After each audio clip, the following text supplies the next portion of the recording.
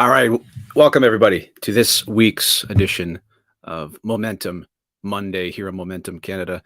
Thank you for joining us. If you're new here, I encourage you to subscribe, hit that notification bell so that you're notified every time a video goes live. But today, it's going to be a little bit of a lighter day, I think. But we have Brooke here waiting in the waiting room here, and we're going to bring him in here in just a second. But we want to talk about uttering the phrase Merry Christmas and how we view that here in Canada. So we're going to take a look at some polls. We're going to take a look at some responses from some local leaders here in our own area, see what they have to say. But we're going to dig into this. And if you have thoughts of your own, drop them in the comments and we'll be sure to get to them. So let's bring Brooke in and let's start the show. Good afternoon, Brandon. Good afternoon, sir. I like your hat. Yeah, I like your hat too. It's like it's Christmas or something around here. Yeah, well, or we could just be elves. We could be the biggest elves in Sarnia right now. I'm just going to say, yeah, we're pretty big fellas.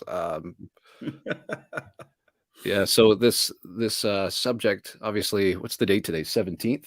No, today's the 19th. Holy moly, lost track of the days. So we're getting close to Christmas, and this topic of it seems to come up every year. Should we be saying Merry Christmas? Are we going to offend people? Is it non-inclusive? What are your thoughts? Well, I come at this obviously from the angle of being in Asia for the last 20 years, right? Right. So I didn't understand or, follow along on the curve of since when did Merry Christmas become controversial, right? I'm separated from that. I can tell you this. The majority of my Taiwanese friends celebrate Christmas. Yeah. They enjoy it. They love saying Merry Christmas. They love Santa Claus. They love Christmas trees. Okay. Yeah. They separate the Christianity side of Merry Christmas. Okay. They don't really understand the birth of Christ and the story behind that and how it relates. But they love Christmas. It's a big holiday for us. We spend it with friends. We go to friends' cafes and friends' restaurants, and we have a really great time. And there's not one hint in the air of guilt towards saying the words Merry Christmas when we see each other at this time of year.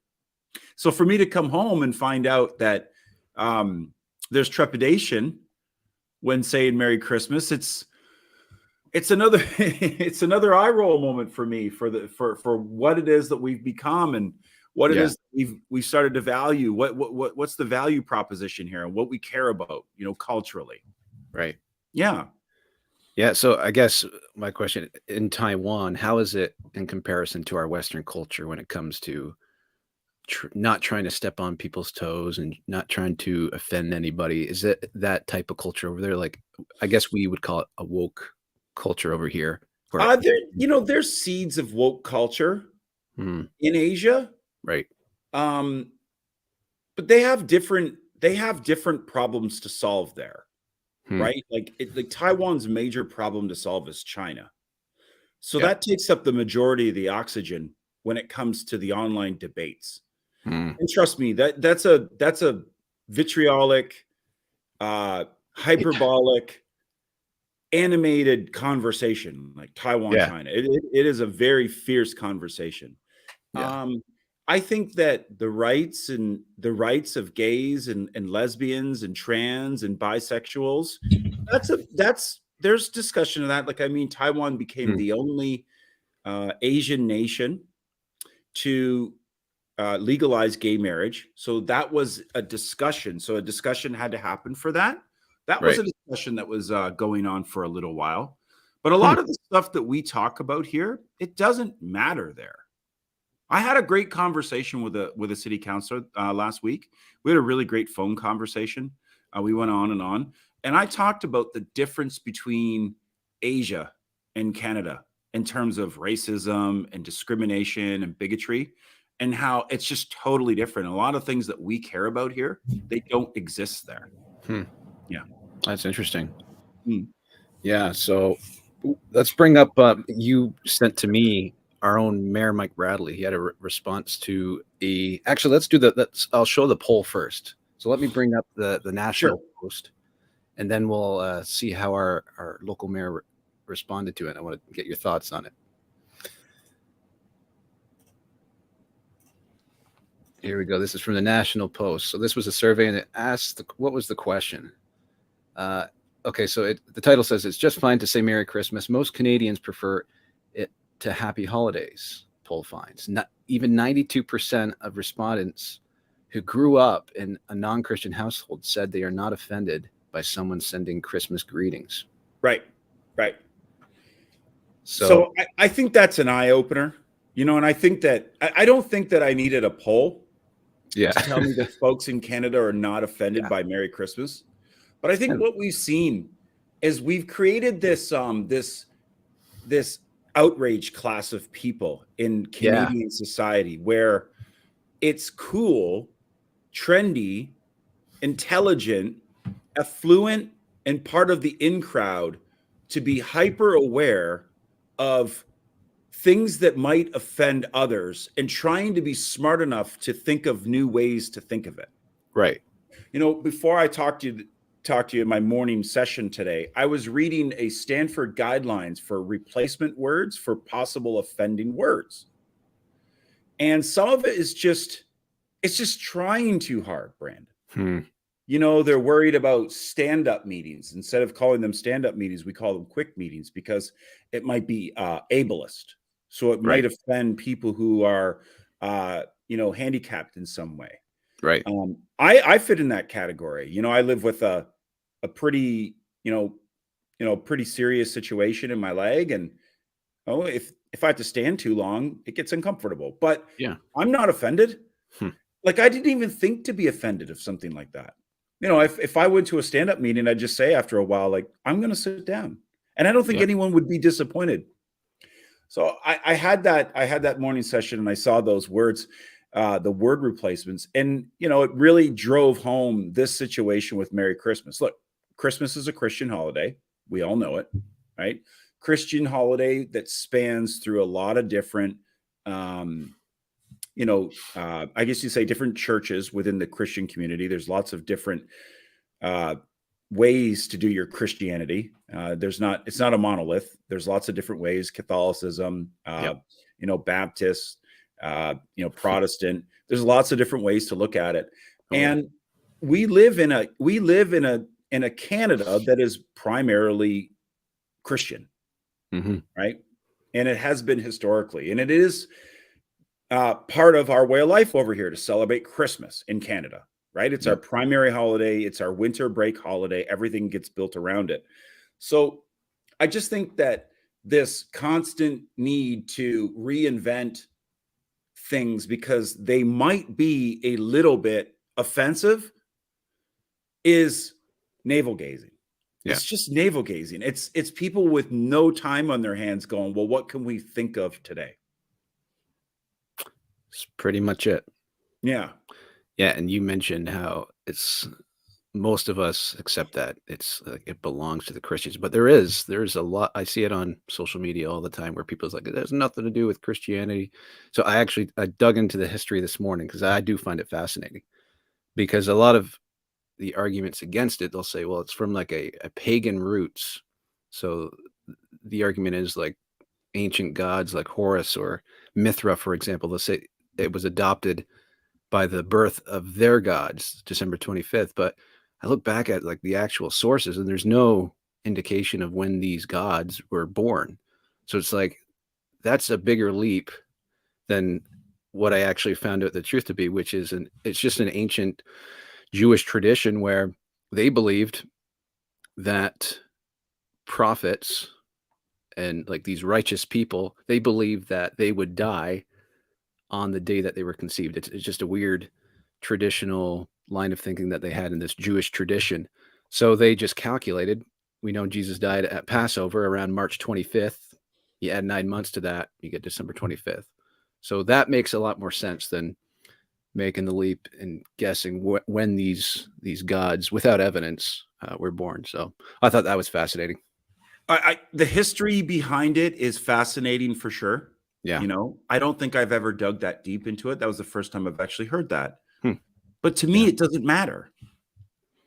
I've never looked at Christmas as something that takes too much off the table in society, right? Yeah. One of the things that one of my mentors in management told me is that to be a great manager, you have to leave far more on the table than you take away. Like everyone has their negatives. You're going to have some, but to be a great manager, you have to leave so much on the table. That's how you gain the following of others. Yeah. So I look at Christmas as what it leaves on the table. It's an incredible holiday. Think about all the toy drives and sanitary drives and food drives, dinners, get-togethers of family, coming off the heels of COVID and how much, revelry has been executed this year and how much people have really gotten back together with one another. Yeah. For that on its own to be used as a complete rally point, it's tremendously beneficial, right? Yep. The idea that we're going to change it to happy holidays takes away from the meaning of Christmas for those who celebrate Christmas. They want to, I guess we're aware that many religions and many cultures have different holidays around this time of year, right? Yeah. So that's why we came up with happy holidays so that we can be all inclusive all at once. Well, no. Right. Let's just say, happy Hanukkah. Yep. And let's say Merry Christmas. Yep. Right? And happy Kwanzaa. We can say all this stuff on its own and be happy for cultures who celebrate their beliefs at this time of year and what rallies them to get together and do things that are positive for their communities and just be happy about that. And if we have many, which we do, right? Then great. The more the merrier at this time of year. Yeah, I agree. Right? We're entering into that time of year where people who need help the most, because in this country, in Canada at this time of year, if you're homeless, it's a tough gig. Yeah. Yeah. Yeah. It's interesting how, like this time of year, there's just something in people that they just want to give more. There's like call it the Christmas spirit if you want, but I mean, even if you talk to local charities, they tend to point out that people are just more prone to give around the Christmas season. So I wonder what that is, especially for people that don't associate with, Christian values. Don't you think it stems from the story of Christ's birth?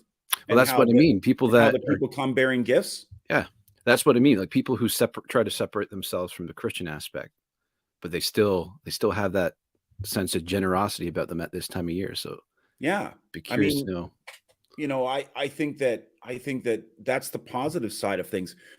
If we're going to remove that, right? If we want to say happy holidays and we don't say Merry Christmas, then we lose the connection to bearing gifts of Christ's birthday, giving things, right? Yeah. Like giving, generosity, philanthropy. Yeah. That's what sort of underpins our society here. I don't want to say that, where I lived before in Taiwan wasn't much of a giving country. Yeah. But it's not like Canada and the United States. Canada and the United States are extraordinarily giving places. It's amazing for me to come home, be here now for 6 months, be in many Facebook groups and social circles, once again on social media, and see just how much people are willing to give away. It's incredible, Brandon. It's really incredible. And I think that comes from the story of Christmas. We wouldn't have that. People will say, oh, well, like it's the argument about religion sometimes. Well, we don't need religion to tell us we can be good. Well, we kind of do.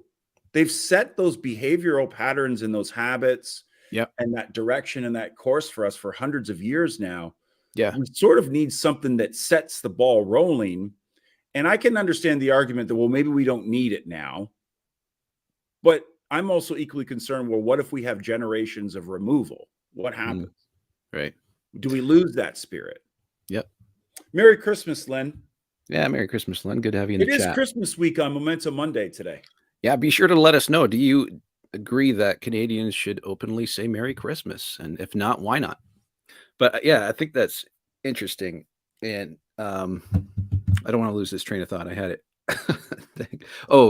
I think it's just a perfect metaphor, the nativity story. You mentioned how it encourages us to give, but not only give, but to receive, because that's a part of, I think it's a human detriment when you can't receive either. So Christianity is about humbling yourself and, putting down the pride and saying, all right, I do need help. Right. So there's an aspect of both. So I think it's a perfect metaphor Yeah. for the Yeah. human experience. I can tell you the culture too, the difference in culture. There's this like, we studied global human resource management quite a bit in graduate. So Right. we discuss quite a bit of human resource management because it's an international business foundation. So we talked a lot about different cultures and the way they receive blessings and benefits, and how the Asian culture is not necessarily used to receiving things. And when they do, they feel the pressure, like Taiwanese and Chinese, they feel the pressure of reciprocity. Yeah. So they feel the pressure of, well, I have to reciprocate this gift. So when someone gives me something, I have to give them something back to maintain the balance. Right. That's the cultural thing. Yeah. And I don't think that is sort of the way we look at things over here. Obviously, like you just said, like when you're given a gift, it's about humbling yourself to receive it and understanding that it's a gift to you. Somebody thought of you. They thought about what it is that you do and what it is that you might need. And to not, it's not just about what you get. It's about the thought that people were thoughtful of you. Yeah. Yeah. And being comfortable with that. It's good that you brought that up, because there is a certain amount of comfort level of feeling a gift and taking a gift that is very awkward. I would give gifts to people in Asia. They wouldn't open them in front of me. Yeah. Birthdays and stuff like that, going away presents. They would just take the bag or the little package and put it to the side. Yeah. And I'm like, aren't you going to open it? They're like, no, we'll open it later. And the reason why is because they don't want to open it and dislike the gift in front of you. Or even if they liked it, maybe they're embarrassed to cry or something. Like there's an aspect Yes. Yeah. So it is different, and it is what makes us us. And I think that's why some people in our community look at it as attack on our way of life, because it is in that respect. Yeah. So Canadians, let me ask this. Western Europeans, North Americans, we celebrate Christmas because of those things, and that makes us us. Yeah. Yeah. So when someone gets you a gift, do you feel like, especially when you don't have a gift to give them, do you feel that awkward pressure of having to have something? Yeah. Well, yes, I think so. I think that's just that's my character. I don't know. How about you? Yeah. Yeah. Well, especially because you weren't expecting that particular person to give it, and you're just like, oh man, I didn't even think to, right? And you feel so horrible. And that, I think that's one of the aspects that can rise, especially in families, where there's like this constant pressure of having to give your nieces and nephews, and especially in bigger families like mine, where it's like you end up having to buy everybody like 50 people gifts by the end of the you have a lot of season. people in your family, right. So and it got to the point where, because I have 7 brothers and most of them have kids, it got to a point where we're like, okay, we're not buying the adults anything anymore. It's just the kids. So right, but that's getting into the commercial side of Christmas and Santa Claus and gift giving, right? Merry Christmas and Christmas itself is not just the commercial consumer end of the ball game, which the West has enjoyed. Capitalism has enjoyed Christmas. They've used it, right? Yeah. It's also a spiritual side of getting together and breaking bread. Yep. I think that's probably the most important part of Christmas. Oh yeah. Is having a certain time frame to do parties. Like we're doing parties again this year in Canada, right? Yeah. I was at my coach's alumni party, my high school basketball coach, famous guy here in Sarnia. Yeah. Right. Superlative coach. Many players. Now it's players and their kids and grandkids. His grandkids are all there. And it was a slam-packed house on North Brock Street on Friday night. Like it was full, and it was revelry that we were there for, and connection to one another. And Christmas brings that together. Yeah. Right. So, dinner time, mass, going to mass, observing the birth of Christ, who's the most important figure in the Christian religion. Those are all important factors at this time of year. And it's not just the gift giving. I think the gift giving is spending the time. Don't you, Brandon? I think so. Yeah. I think there's an aspect to there's joy in giving. Like, I love giving. Like, I don't even think like, just for example, I was out shopping last week, Christmas shopping with my boy, had him in the shopping cart, and I don't even look at prices because I just enjoy the experience of and thinking about the specific person that we're gonna bring a smile to. So by the time we got home, I was just like, "Oh shoot, I didn't even look at how much I spent."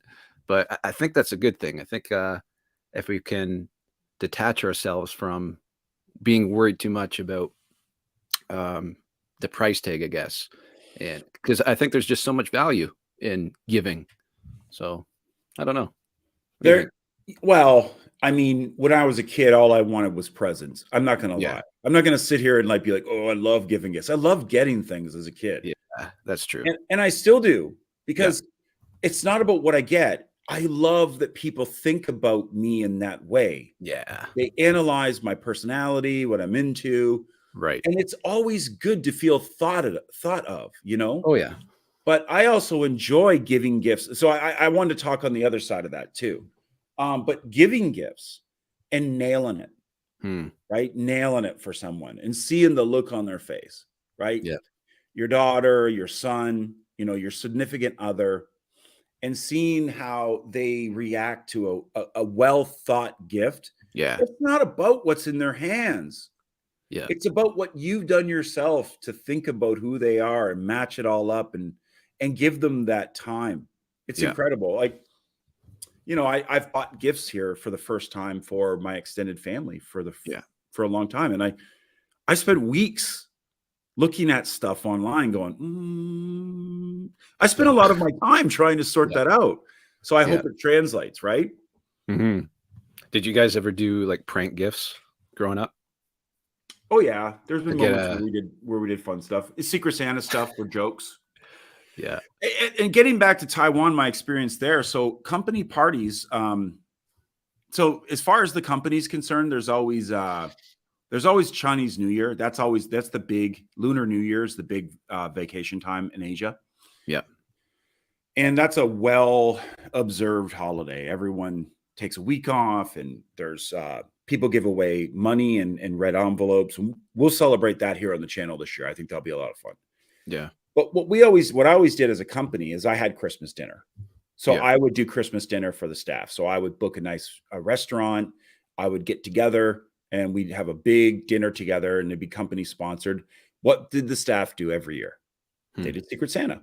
They loved the Yeah, back and forth of having gifts. And it was always gag gifts. There was a lot of gag gifting, right? But they yeah, set a threshold, only spend this much money, and they would do a lot of gift giving. They enjoyed it. They enjoyed our Christmas parties, you yeah, know. They worked for a foreign company, mhm, right? Foreign yeah, company. We have a Christmas party. They were into it. yeah. That's good. Len says, I haven't had a Christmas celebration in years, not because I don't want to, but because I have no family anymore.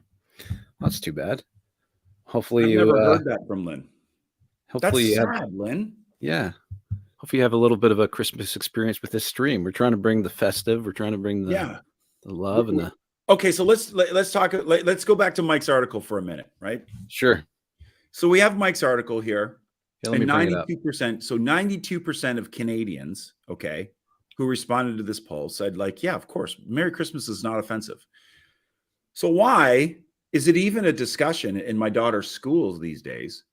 My daughter comes home and says, Dad, I guess we're celebrating Diwali, but we're not celebrating Christmas this year. Yeah. And I looked at her and said, you sure about that? Like, you just got to Canada and stuff. She goes, oh, yeah. Yeah, kind of. We're not celebrating Christmas. We're not celebrating Christmas, but we're just kind of like handling it different. And, I mean, I'm not going to roll into the Lambton Kent District School Board, popping off about this is ridiculous and stuff, but it is ridiculous. Hmm. It is ridiculous. Celebrate them all. We're a multicultural country. Yeah. We're bringing many people from abroad into our country. It's awesome that they bring their traditions. I want to celebrate Diwali with my Indian friends all the time, and I have a good time doing it. Yeah. And they want to celebrate Christmas with me. Yeah. It's about sharing. And we can't. I think it reeks. I think it reeks of phoniness for us to forsake what makes us us in the Christian West, right? Yeah. And in the West, and Christmas makes us us. It's undeniable. 92%. Oh yeah. Yeah. Back, I can't remember what I was doing research for, but I researched it. It's like something like 63% of Canadians profess to be Christians, whether it's Catholic or Protestant. So it's a very large percentage. Yeah, yeah. And look, like I know a lot of Christian Asian people. Like I know a lot of Christian Chinese. Yeah. The last time I went to mass was in Shanghai. It's the Oh biggest yeah. church I've ever seen. There's the most people at mass I've ever Oh. seen. Hmm. It was crazy. There was probably like a couple thousand people there, Brandon. So So yeah. this is not just the domain of whiteness. Yeah. You know what I mean? It's not just white guys who are Christians. Yeah. You know, there's Yeah. many different types of people, races, backgrounds, cultures who identify with Christianity. It's not just white supremacists, you know? Yeah. Here, I'm going to read the comments, then I'll let you comment on Mike's tweet there. Sure. Let me scroll back up. Lynn says, "You two are the closest to family that I have now, other than my hubby. You're both loved." Oh, And we love you, Lynn. Merry Christmas, and Merry yes. Christmas to your Love you. husband as well. Silvio says, "Merry Christmas. God bless." Merry Christmas, Silvio. Yeah. Thank you. And Honeycomb says, "The world is so upside down now. Hoping we can all get it upside right again." You and me both, Honeycomb. Best way to turn this world right side up starts with our kids. Mm-hmm. I agree with that. Mm-hmm. Start with the elite. They are the ones making this world backwards. Mm-hmm. So I like the starting with our kids approach. So it's where the meat is. yeah, I think it's a great way for me to talk about my daughter's role in this and how she shapes the way I look at things. You know, like, you know, when you're young, you don't look at things from a necessarily narrative driven standpoint. You haven't been indoctrinated so much yet. So she's grown up in Taiwan. She's grown up in Asia where Christmas isn't a big deal, but we do celebrate it. And there's enough people who do observe the holiday, but it's not nearly what we think it is here. It's almost like St. Patrick's Day, you know, on that level, right? Yet she comes here and she understands the significance of why aren't we celebrating Christmas versus other holidays? What's going on? She knows that is something's not squaring up with that almost right away. What's going on? That's interesting. Why? You know what I mean? Immediately. She's like, well, Dad, like, what's the big deal about Christmas? You know? So you can see it almost immediately with that. And it just clues you into, well, it begs the question, well, why are we attacking our holiday? Yeah. And I think it comes to this, you know, it goes back to a lot of the stuff that we've always discussed on this channel. And that is the need to destroy the values that bind the West and the idea of the West together. Yeah. So that the West can finally come into the fold of globalism. Yep. Yeah. Ruin the identity, make us all confused in who we are. That easily lets people with power divide us, and division allows for the vacuum of power to be used by the elite. And we get to a point where we can easily be coerced and complied in almost anything. I agree. Yeah. Yeah. That's the dark side of Christmas.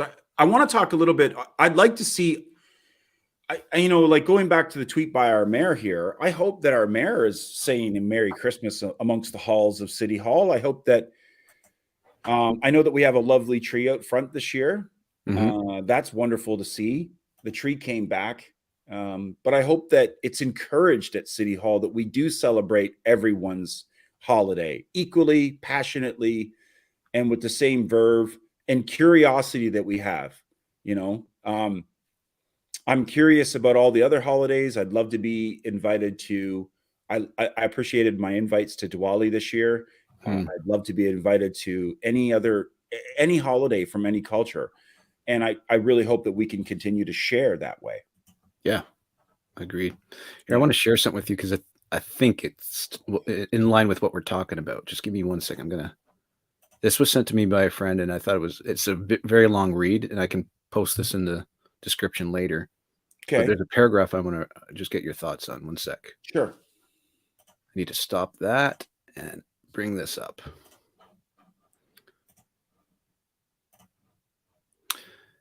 There we go. So the article is actually about thoughts about God, truth, and beauty. And yeah, like I said, it's super long, but their like philosophical conclusion says, can you see this, by the way, on the screen? Yeah. All right. So back to that afternoon in philosophy seminar, when it occurred to me that some moral laws will seem to limit human pleasure in the short term, but will prevent great suffering or maximize happiness and fulfillment in the long term. That stood out because, like, what you're talking about, it's just like people don't like the ickiness of religion and Christianity, but when it comes down to it, it forms a flourishing and fulfilled society, in my opinion. Yeah. What are your thoughts? I think what happened was there's always been doubt about spirituality, about gods, right? Deities. There's always been doubters. That's not new. That's not new in today's world. I can imagine when there was the pagan gods of Egypt and Peru and quote unquote pagan gods. I'm not going to disrespect people's gods, but there was believers in those gods, and I bet you that there was non-believers within the population there. Yeah, that part's not going to change. I think that's human nature. But I think what happened was during the stages of the Catholic priest investigations and the stuff that we found out from there, it really set people on a course to have a distaste of religion in their mouth. Yeah, because there was a breach of trust between leaders that we put a lot of faith into for their purity that was broken. And I think that really allowed the doubters to gain momentum within society. Now, whether or not you believe in any form of organized religion and their central figure of worship, whether it's Jesus, the Prophet Muhammad, that part doesn't matter to me as much as the norms and the way of life that those religions sort of set forward for us, and how it creates a community on top of it that I think in the net aggregate is very positive. That's what you're touching on there. Yeah. But I think what happened was that the acts of some individuals within the churches really set people on a course of, well, we don't need religion anymore because look over here, these guys are evil. And those guys were evil. Yeah. Right? Well, even the Crusades and just every period of history, there was the hypocrites. And the analogy I always use is like, if I'm a Toronto Maple Leafs fan, which I'm not, if I'm wearing a jersey and I go and vandalize outside of their arena, does that make the Toronto Maple Leafs team look bad, or is that just someone who was misrepresenting them wearing their jersey? So it's just we seem to put the blame where it doesn't belong on that topic, in my opinion. Right. And think about how if you want to destroy organized religion so that you can have people worship technology and worship, the human spirit as opposed to the Holy Spirit, for example, you want to disorganize their power structures. Well, seizing upon the acts of a very large, in the case of the Catholic community church, it was a large group that was pretty much in dereliction of their duty by the worst measures. You're going to seize on that narrative. You're going to amplify that narrative. You're going to use the media that is friendly to you to instigate that and propagate that at all turns to further your goals. So while it could have been a situation where, yes, of course, bad stuff happens inside of an organization and group, it was used as well. And I do believe that post that, we're in this world where people honestly believe that organized religion, Christianity, at least on our side, because I don't see that within the Muslim community. It just doesn't matter anymore, it seems. Oh, we don't need religion. We're good here. We know what good is. Yeah, the problem is you pull religion away, and it's there's no middle ground even in society. Like I was talking to a friend about this with because we used to pray in school. We used to have Bible readings before we started the day, but we pulled that all away. And I think we think that there's this middle ground where there's just no one being offended. But the reality is, if there's no religious aspect, another one's coming in. It's usually the form of secularist ideas, and that's where we run into problems. So I think it's just worth having the conversation of what morals we want as a society and culture. So I don't think there's middle ground. I could be wrong. I'm open-minded. And do these morals come downstream of organized religious practices? I would say so. Or does the morals themselves set the course for religion? Well, I think they're downstream of organized religion. I think we were taught to be good. That's what the 10 Commandments mean. Yeah. Thou shalt not steal. Oh, so that means I can't steal this candy bar in the store? I really want that. No one's looking. I'm just going to grab it and take off. Yeah. Right? Yeah, and in line with what Lynn's saying, for me, it's not the evil committed by some pastors, clergies, etc. It's the money they pull in, but do not contribute to those in need. I went to my church twice for help and was told no. So yeah, that's for me. That's just another example of, like, that's not the religion itself. It's people misrepresenting the religion that aren't. Yeah. Extrapolating the full. Well, this stuff happens all the time, and not just in religion too. But like Lynn's point's well taken there. It's not just the commit. It's not just that. There's scams and frauds going on all the time within the churches, all the time. There's lists of it everywhere.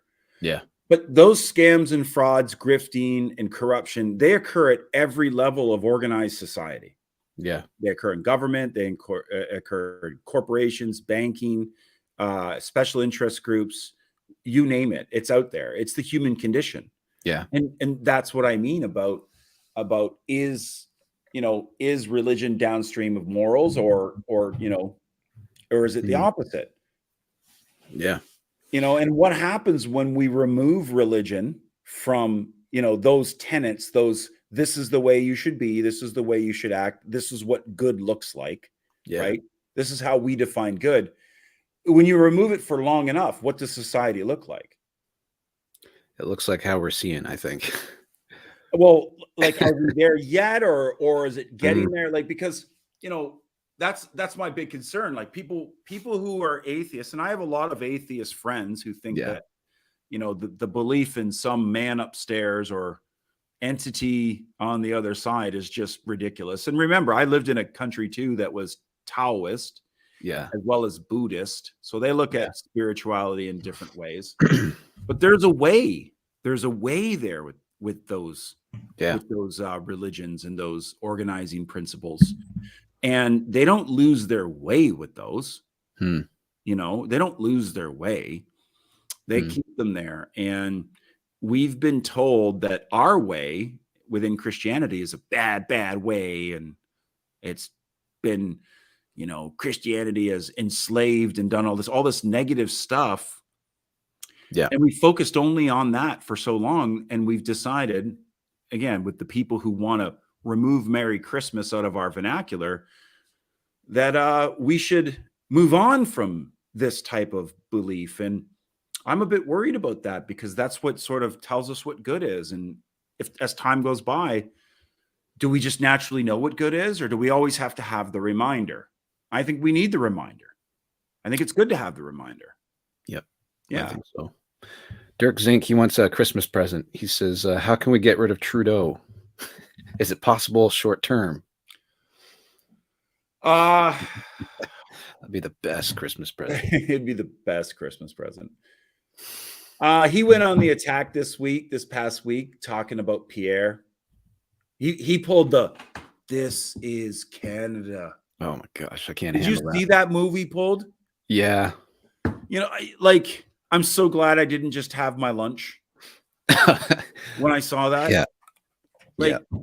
Like he's basically at a white hat, white glove dinner, probably a $300 per plate dinner, right? You can hear everyone's plates clinking and silverware in the background. He's up on stage.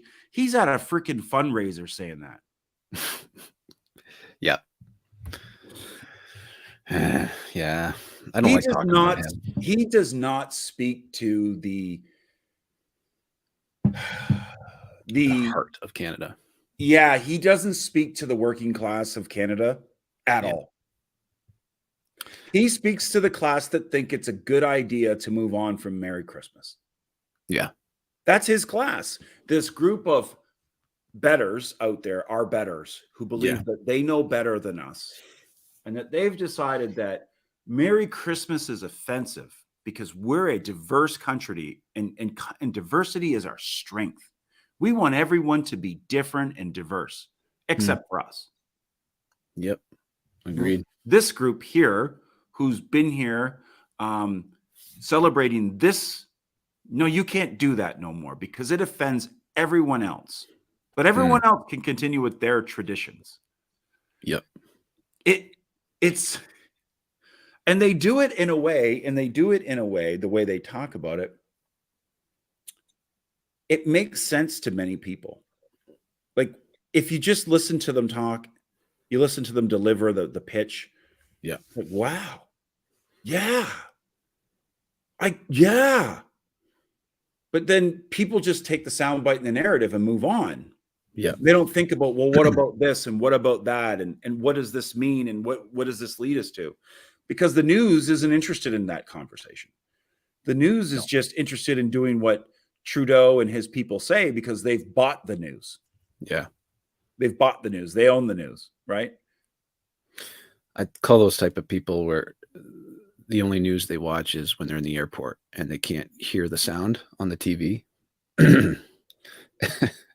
So Silvio says, an American congresswoman once said, "I don't need a church to pray to God." Yeah, that's true.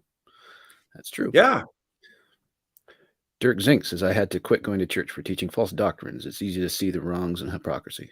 Well, that's with anything. If you're going to a school that's teaching the wrong science, you should probably go to the wrong or to the next school. Len B, I don't believe in church anymore. I have chosen to be spiritual instead. I don't need some Bible thumping thug to tell me what to believe or how to behave. That is okay, so like let's put a pause there because we have started to talk about organized religion versus spirituality, and I think what it means with Christmas. I challenge everyone here to understand this point that Christianity is not a monolith. It's not a one-lane highway. There's many lanes of Christianity. There's many ways to celebrate Christianity. And they're all different. Like I've been in many different churches of Christianity, and the experience and the celebration of what it means to be a Christian is much different. Yeah. I would say that, like, I'm a Catholic. I went to Catholic school. I've been confirmed. I have communion and confession. Yeah. It's so much more rigid than going to Temple Baptist Church out on out near the highway. Like Temple Baptist Church has a full band. They rock and roll. They have a good time. They celebrate. It's a totally different experience. And I think that I don't want to define the church as one thing. And I don't think defining church in connection to the religion is necessarily the end all be all of being religious. I understand the movement towards being spiritual, what that means, being connected to good forces. Yeah. But I also am concerned with the breaking away from organized tenets that sort of guide us in our human experience and define what it is that's good. Yeah. Yeah. And you mentioned how different each denomination is. I just so different because I used to do music from church to church here in Sarnia, and I was telling this story the other day where there was this Anglican church, which is very close to, I think, Catholic, and I wasn't used to that environment, so I was ready to rock and roll because they wanted me to do music, but what they meant was like an a cappella. So I had my guitar all set, and they let me do it. But I got interrupted with some and the microphone, and they're like, "Brandon, it's time to say a prayer." Like, stop the music for a second. Yeah. It's funny. Catholic Mass of all the Mass that I've been to is the most stringent. And I will go to Mass on the 24th. Yeah. My sister and I will be at St. Joe's. Shout outs to St. Joe's. Shout outs to Thomas Fisher, a fellow St. Joseph's. What was he? What was St. Joseph's?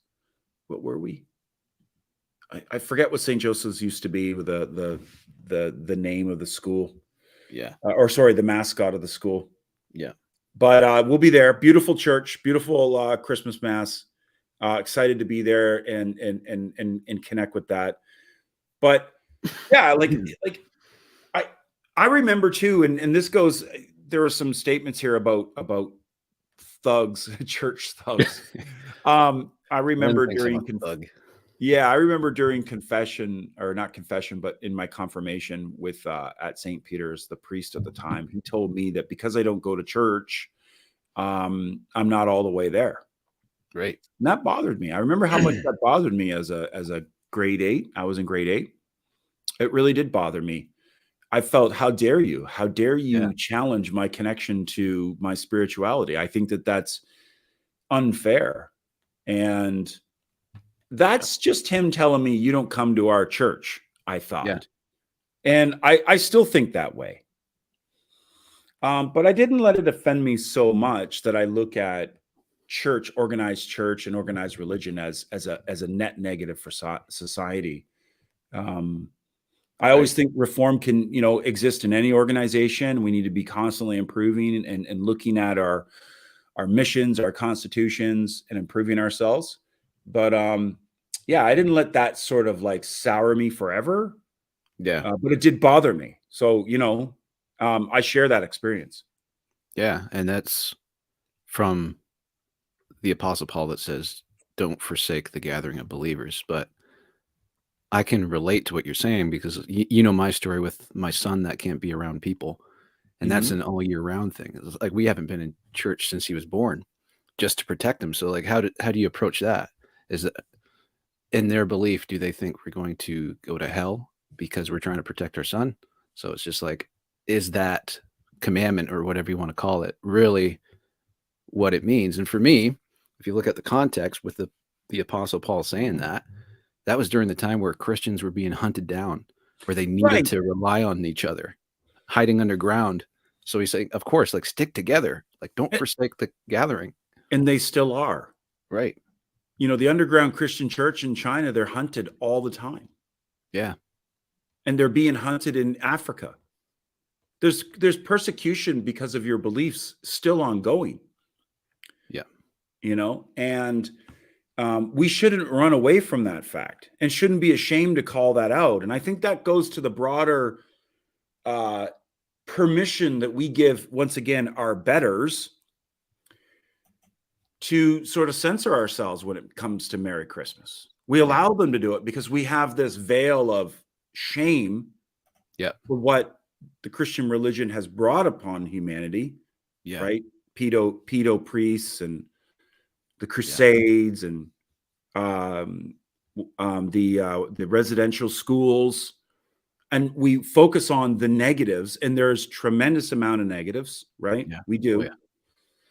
And we should be always aware and sensitive about how that affects other groups, and take a moment to remember those events, to learn from them.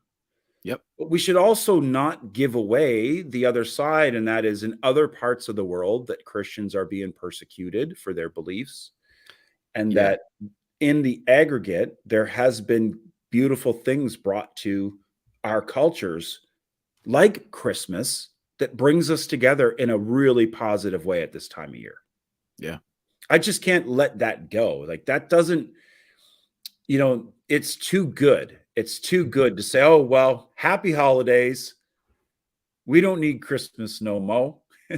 Let's move on from this, and let's forget about it. No, I love it too much. I taught my daughter and my wife all about it.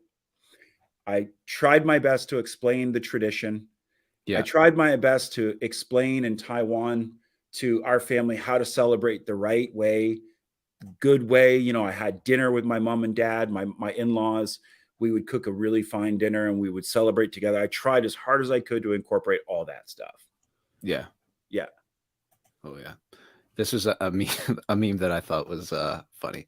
It says, "It's the year 2022. Christianity is no longer relevant. 2022 years since what? Merry Christmas." I thought that was just perfect. That's so good. So many people don't realize that's what our calendar is based off of. Right. 2022 years since Right. the birth of Christ. Now, of course, it's our calendar. I was looking at today I was doing some work for my for my interest in Taiwan, and I was working off the lunar calendar. Yeah. So in the lunar calendar right now, it's year 111. It's 111 years. Yeah. Yeah, based on that calendar. So our calendar here is not the same as what's used in the rest of the world. It's not a monolith. Right. It's what we do here. Right. It's our society, our identification. It's what we've put down as roots. And I'm sure that's there. I think there's many different calendars. There's many, Oh, yeah. you know, so it's what we chose. And again, it's ours, right? And that was the guiding principle for Canada and the United States for a long time. And it's changing as we change demographically, racially, culturally. And do we land on a new form of calendar? Perhaps. That's okay. But there's no shame in the game of recognizing our flagship holidays and spiritual gatherings. So there's no shame in the game in celebrating Merry Christmas. Yep, no shame in the game. Yeah. And I just think it's well, because there's no attempt to like people trying to wish away Easter, for example. Because I know there's the commercialized side with the Easter bunny, and you can kind of shift the focus that way. But I think it's a bit harder because it's like I think there is a muddy debate, and I think people are convinced that Christmas isn't anything to do with Christ. And I think as long as they keep that argument alive, so I just think as long as we keep the facts straight, we'll be holding on to our traditional Christmas way of thinking. Christmas is too important for our like the way we identify ourselves, the way we set our year up. Like think about it, like Christmas holidays in school. It's when kids get breaks. Yeah. Think about the economics behind Christmas, the literally billions of dollars that get spent, right? Yeah. Think about the reconciliation around Christmas, where you allow people who have had conflict with you for the remaining year to let it go, because you know what? It's Christmas. And that's what we do. We forgive, right? There's so much that goes into Christmas. And think about what that means to remove that.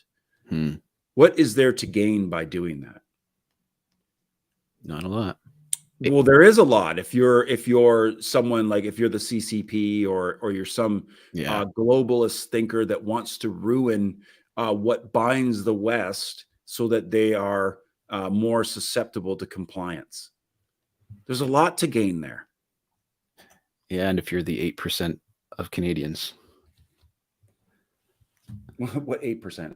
Well, the survey said 92%. So there's 8% of people that think we should oust it. I bet you that wasn't even like immigrants. I bet you that was like, white liberals and.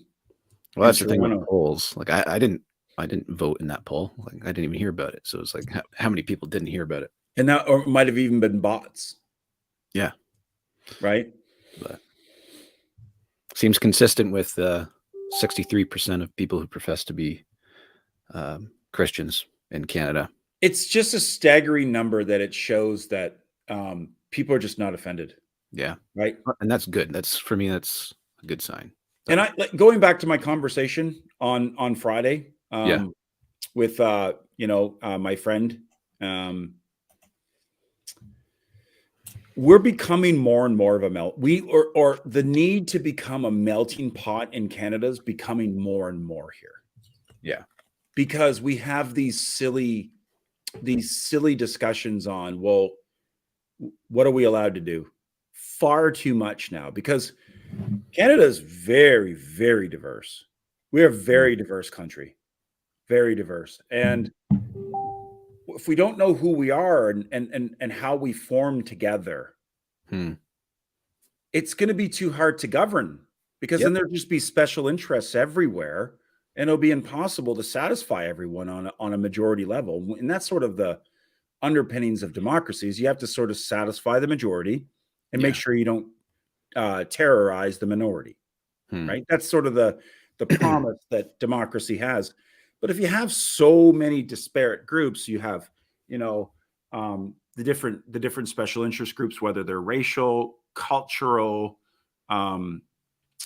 sexual orientation, corporate, political ideology. Yeah. Even in our politics, Brandon, there's a gazillion different parties out there. It's just, how can you govern that? It's ungovernable. It's hard to organize it. It's too much. And we need to start taking a look at that. And that's one of the things that I wrote in my sort of my constitution of the campaign was, I believe that Canada is moving towards a melting pot, a need for a melting pot. Yeah. We have an identity at this point. We're not a young country no more. We need to get out of the language of cultural mosaic that we were taught in university and in high school, and move into something that's a little bit more appropriate for governance. And I think Merry Christmas plays a large part in that. Yeah, I do. I think that if you want to get a little bit like, picking and choosing sides right now, instead of a world where we have every major holiday celebrated, I think that if you were to do that, if you were to pick the one, then Christmas is the one. And not saying that you can't celebrate all of it, but if you're setting up, and we do, but that's the one that maintains. right. 63%. It's so relevant as far as how our government is set up, how our schools have set up, how our buying habits have set up, how we identify ourselves. We have this need to pull together a melting pot. So I believe that, to make a long story short and put a button on it, Merry Christmas is even more important now as we become more diverse as a country. Yep. Yeah, I agree with that. So last question for you, because I realize it's 1:00 now, and I'm going to end the show. Hour, eh? Yeah, this has been a really great show. One tweet by Mayor Mike gets us to an hour. Yeah. And I'm going to end the show with some Christmas carols, so stay tuned. We'll do that after Brooke's gone here. But what would you say for ideologies in people's lifestyles, if they come into Canada and threaten that, what we're talking about, this need for having a religious structure, or whatever those positives are in this structure, when people bring things that threaten that, how should we approach that? Well, define threat, because I don't look at other cultures coming to Canada with their cultures and beliefs as threats. Right. I don't look at that as a threat. Well, let me define. I think that's enriching our country, if anything. Right. Right. Yeah. Yeah. Well, let me define it more precisely. To remove Christianity and replace it with theirs, I guess, is a better way of putting it. Or it doesn't even have to be Christianity, just the idea of this I do believe. Okay, so I do believe that. Well, let's just talk real specific with communism and the Chinese Communist Party. They're unequivocally against organized religion, because, and it's within their constitution that nothing gets between the party and the people, not even God, and that friction is there, and they have to do something about it, policy-wise, to end that. Right. So if you look at it from that perspective, right, if you're looking at the global technocracy, if you're looking at communism, then that's a threat. That's a very serious threat. Yeah. If you're looking at it as expanding and diversifying the people who live in your country and their thoughts and the way they see things, I don't see that as a threat. Right. Yeah, that's important. I don't see that as a threat. Yeah. But I do recognize how, as you expand the diversity of your country, how that sort of rubs up against sort of the main things that you want to celebrate on a holiday basis, on a cultural calendar holiday basis, how you want to sort of set up your school year and set up your holidays at government and admin and all that stuff, and how that kind of starts to go, well, okay, well, we're celebrating Christmas here, and 20% of our workforce is Muslim. Like, what about Ramadan? Yeah. I understand how those things do work together, and that is a unique challenge for us in Canada to solve. Yeah. And that's why I do believe that we're working, and that's why there's a lot of people who actually don't like diversity, as far as a they think diversity is a net negative. There's intellectual people out there who believe that diversity is a net negative. Yeah. That's why we need to continue to be thoughtful about our country in that way, and recognize that the stuff that comes from it. So I look at those threats as being, yes, a threat when you're talking about communism, when you're talking about the globalism, technocracy. When you're talking about expanding the talent pool and bringing in wonderful people, I look at those as challenges. And how do we solve those challenges? And I do believe that we'll be best served to transition our country into some form of melting pot that really incorporates the national identity, in some way. Right. Yeah. And as it stands right now, Merry Christmas and the holiday of Christmas is the biggest one. It's the biggest one. Let's not fool ourselves and think that it's not the biggest one. It is the biggest one. People enjoy Christmas. It's a wonderful holiday, right? Is it the only one? No, but it's a wonderful holiday. It's the most wonderful time of the year. It is. Like, we went to the party on Friday night, Brandon, and let me say to the folks in the chat, and I'm going to jump off so Brandon can sing and play some guitar for you guys. But living in Asia like I did, and never experiencing snow, I thought I was so cool. Like, oh, I didn't experience snow for 20 years. I go, it's so cool. I've lived in a hot country. Yeah. But that becomes overrated itself, because now that I've been home, I'm going to tell you this right now. The best 3 months of the year, number one is June. June is ridiculous in Sarnia. It is awesome. Yeah. Number two, it's October, because when those leaves change and the shadows get long at night, it is different. But you know what number three is? December. Because December is special. There's no romance. And I'm a little bit of a romantic guy. Yes, Lynn, I'm a romantic guy. Okay. I love a good romance. I love a good, sentimental kind of feel, a melancholy and nostalgia in the air. And there's nothing like those nights in December when everything gets still and the snow is just slowly in the air. Yeah. And everything just feels like time stops, and it's Christmas. Yeah. Man. There is nothing like it.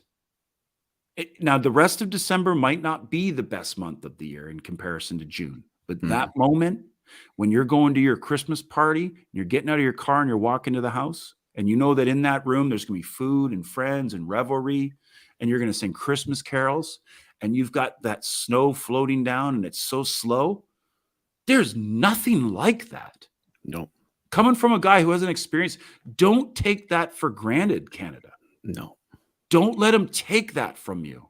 With that, brother, Merry Christmas. Love you.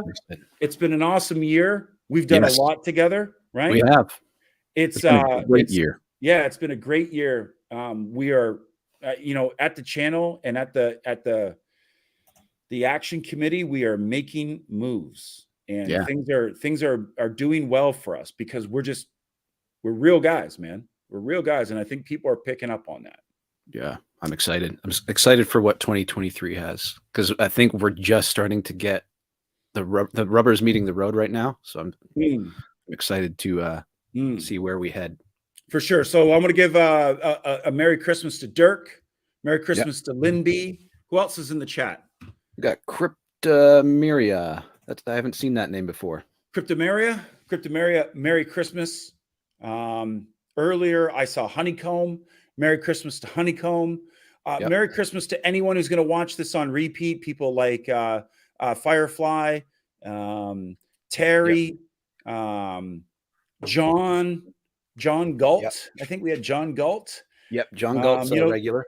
Yeah, the people that have supported the channel for all of 2022. We're going to be closing out 2022 and heading into 2023 this year. But thanks for always supporting us, and thanks for being there with us. Silvio, Merry Christmas, brother. PDS, Merry Christmas. James, Merry Christmas. I'm gonna get these on the screen here. Merry Christmas, right?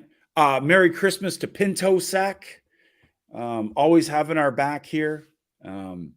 Yeah. We do this because we like chatting with you. The channel has had these big waves of interest. We started out, not many people were watching, then all of a sudden lots of people were watching. And then, we did the campaign and not so many are watching again, but we're going to continue to do this. It's a big part of what it is that we're planning on doing. And hopefully 2022 closes out real well, and you guys have a wonderful 2023. So Brandon, I'm going to jump off the stream. All right. I'm going to leave my window open so I can listen to you sing and play while I organize my afternoon. Sounds good, brother. All right, everyone. Bye-bye. Right, thanks for the chat. Bye. Awesome. Well, I need you guys to do me a favor. I'm going to just do a little test here because I don't know how it sounds. I don't want this to sound distorted or like I'm too close to the mic. So let me just do a little sample here, and you guys let me know how it sounds. Crypto Maria says, I just found you today. Can't wait to go through more of your videos. Yeah, I got some videos on the channel. Feel free to check those out. Brooke has some as well. And we have someone who may be joining us in the new year, a woman. And we'll have more on that probably in January. So stay tuned for that. We're trying to form a nice little close-knitted team here at Momentum Canada. I might tune in time to time, but awesome. All right, so I got some songs. Now this is really special because I actually sat down and wrote a Christmas song last night. So you guys are sorry, but you're the first ones to hear it. So it might not sound too great. I'll start with that one, and then we can sing some familiar songs. All right, so let me open up my song, which I did have open. Yeah, here it is. All right.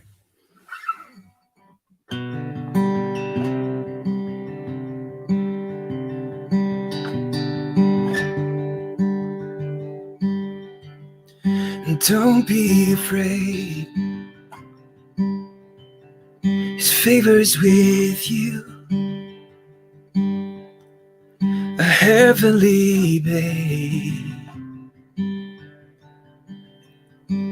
is formed in your womb. His name will be praised. His words will divide. His love will bring healing to all of mankind. And you will see heaven's King raised from the infant to his throne. God's own Son, sent to us, sent to make a way back home. And his name is Jesus. And his name is Jesus. Don't you have fear. Today in this town, a Savior is near, a King with no crown. So run and go see a lion in straw. You'll find a baby who's Lord over all, and you will see heaven's King raised from infant to his throne.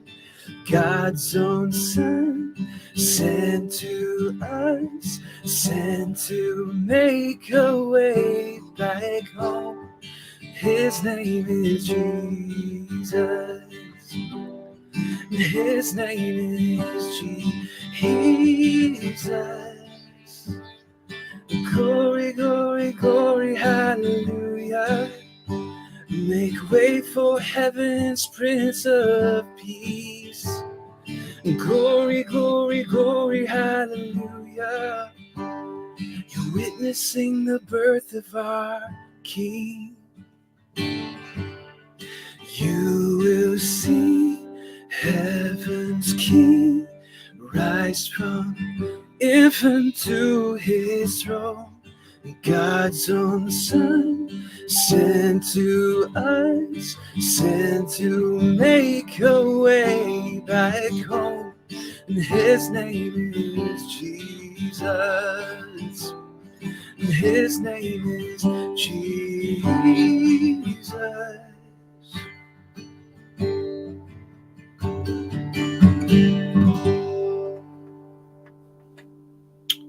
All right, let me see the comments to make sure everything's coming through good. Sound good? Sounds awesome. Perfect mix. Perfect. Awesome. Cryptomarius is going to make me cry. Ah, thanks. Appreciate it. Merry Christmas. Awesome. It's beautiful. Thank you. Have a great day here. Thank you, Dirk. Appreciate you. I needed to hear this today. Awesome. Great words. Thank you, Brandon. God bless you and your family. Yeah, God bless you guys too. I sincerely hope you guys have a great Christmas. I know it's a tough time of year for a lot of people, but I think for all the reasons Brooke and I were talking about, it's just that it's so important to partake in. And it saddens my heart when there's people that don't enjoy Christmas. I understand it, but it saddens me because there's probably some sort of hurt going on. So that's what I hope this live stream has been, giving you guys some hope and some joy. So let me sing some familiar songs here. I need to there's a couple here. What's this one? All right, so, okay. So I need to figure out how to scroll. There's an auto scroll because I don't know this song off by heart. So let's try this. This is God Rest Ye Merry Gentlemen, Bare Naked Lady style.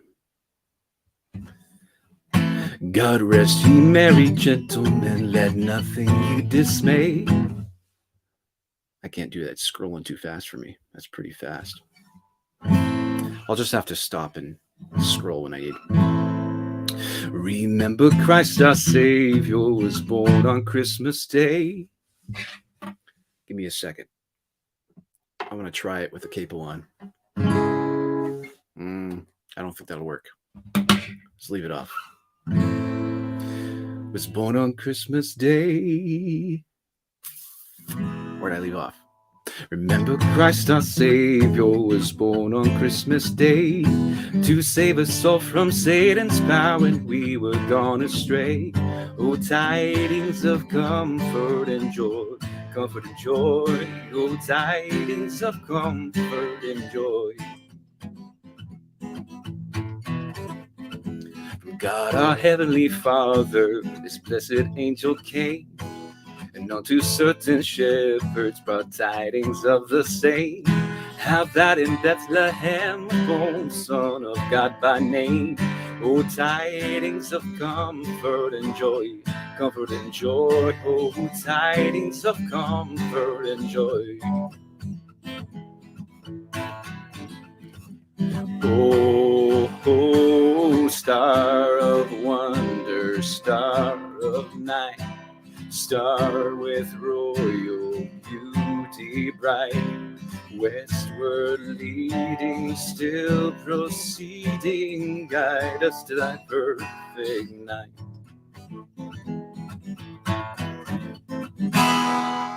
And I have to scroll.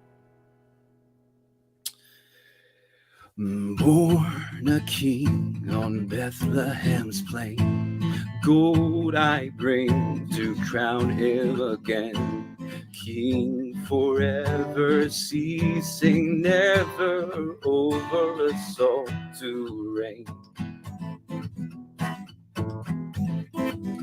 Oh, oh, star of wonder, star of night, star with royal beauty bright, westward leading, still proceeding, guide us to thy perfect light.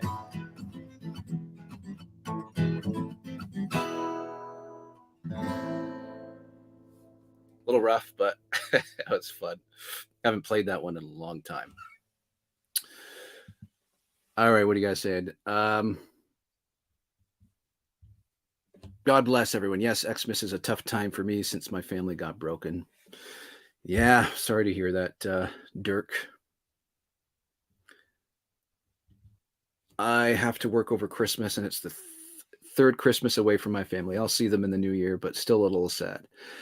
Yeah, that's always rough too.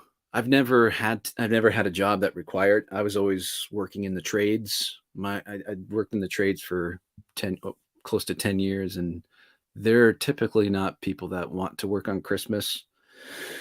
But I work from home now. Behind me is around the corner is my studio.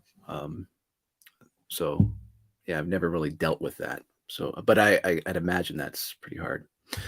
Me too, dear. I only have my hubby remaining. Yeah. Well, hopefully this brought you guys some joy. I give what I can. We do, dear. Awesome. All right, let's do the next one here. Let me close that one so I don't sing it again. Where is it? I think it's this one. Oh yeah. I sang this one with my boy yesterday, and he was just having a hoot.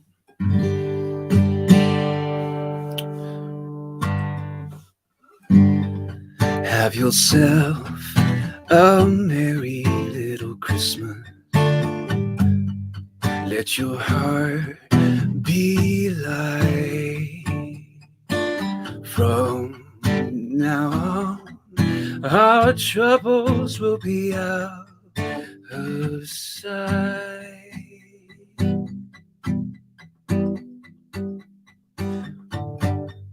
Have yourself a merry little Christmas from the Yuletide gay. From now on, our troubles will be miles away.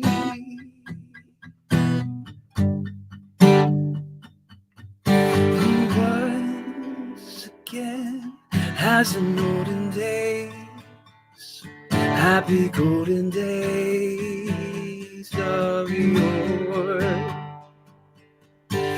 Faithful friends who are dear to us shall be near to us once more. And someday soon we will all be together, if the fate allow. Until then, I'll have to muddle through somehow.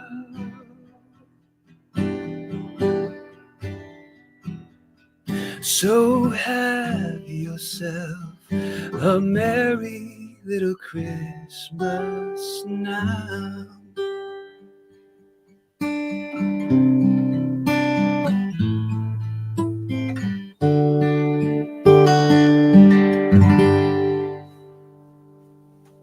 I like that one.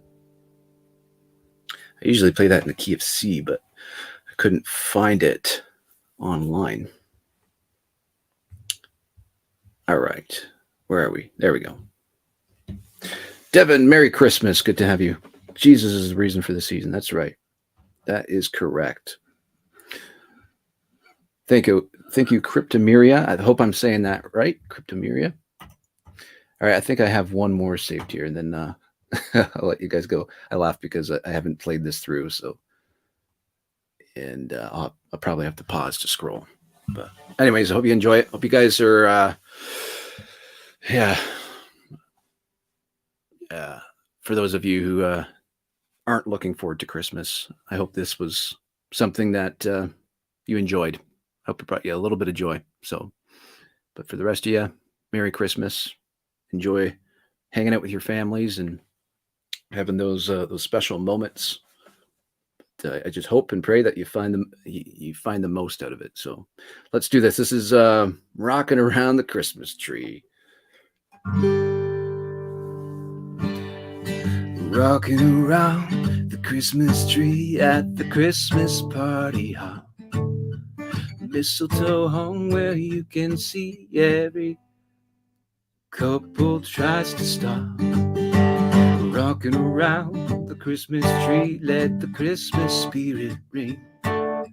Later we'll have some pumpkin pie and we'll do some caroling. You will get a sentimental feeling when you hear voices singing, let's be jolly. Deck the halls with bells of holly. Rocking around the Christmas tree, have a happy holiday. It's everyone dancing merrily in the new old-fashioned way.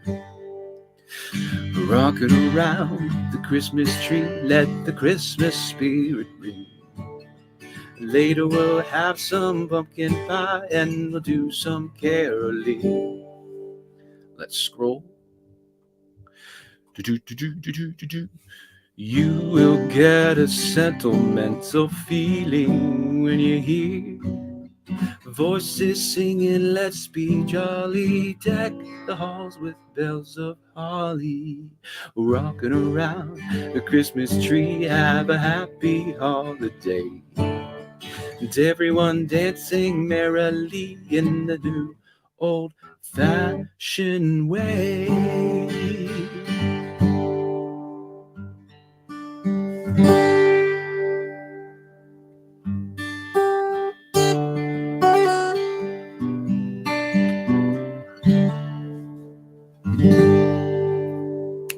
Thank you, guys. I'm going to read your comments, and I'm going to jump off. No, keep playing. I would love to. You have melted me. I could listen to you sing all day. Oh, thank you, Lynn.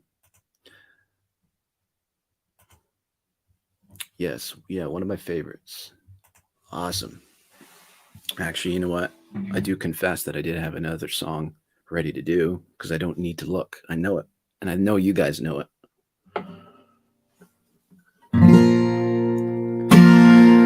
On the first day of Christmas, my true love gave to me a partridge in a pear tree. On the second day of Christmas, my true love gave to me 2 turtle doves and a partridge in a pear tree. On the third day of Christmas, my true love gave to me 3 French hens, 2 turtle doves, and a partridge in a pear tree. On the fourth day of Christmas, my true love gave to me 4 calling birds, 3 French hens, and 2 turtle doves, and a partridge in a pear tree.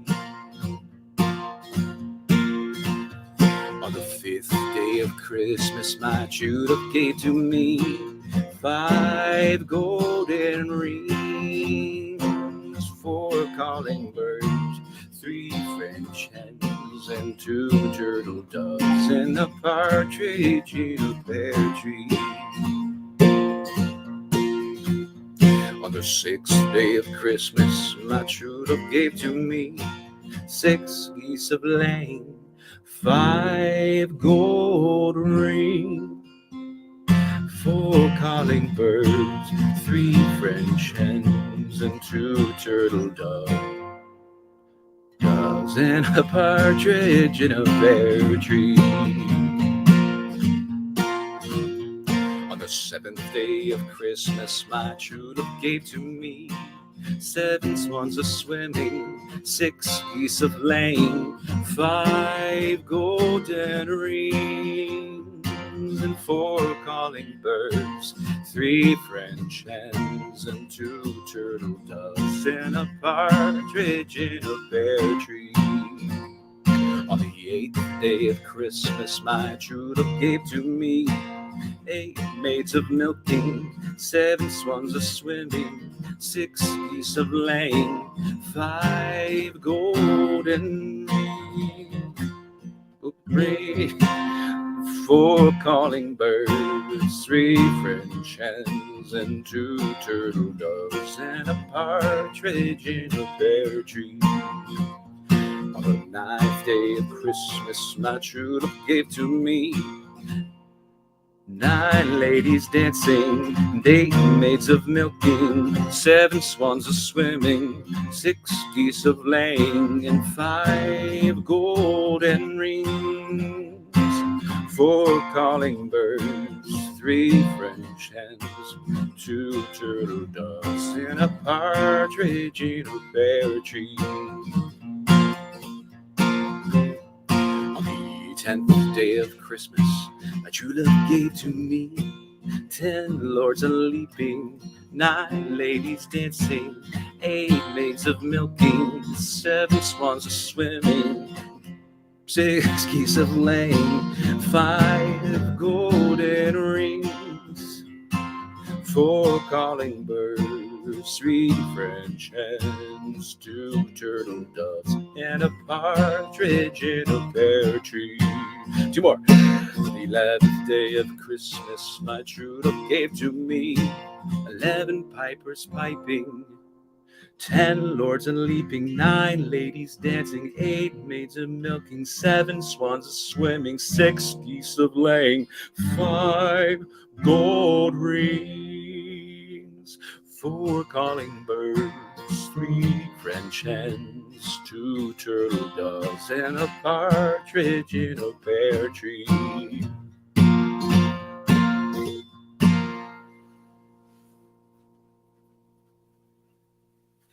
On the 12th day of Christmas, my true love gave to me 12 drummers drumming, 11 pipers piping, 10 lords a leaping, 9 ladies dancing, 8 maids a milking, 7 swans a swimming, 6 geese of laying, 5 gold rings, 4 calling birds, 3 French hens, and 2 turtle doves, and a partridge in a pear tree.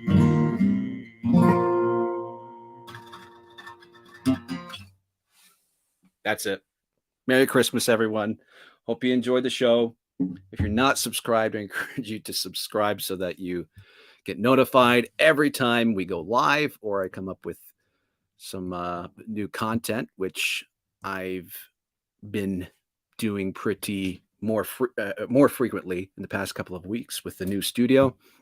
So yeah, just make sure you're subscribed. Share this with your friends if this is the type of content that you guys enjoy. We talk about everything Canada and international news, local politics. We get up to talking about a lot. So thank you once again. Have a Merry Christmas and thanks for watching.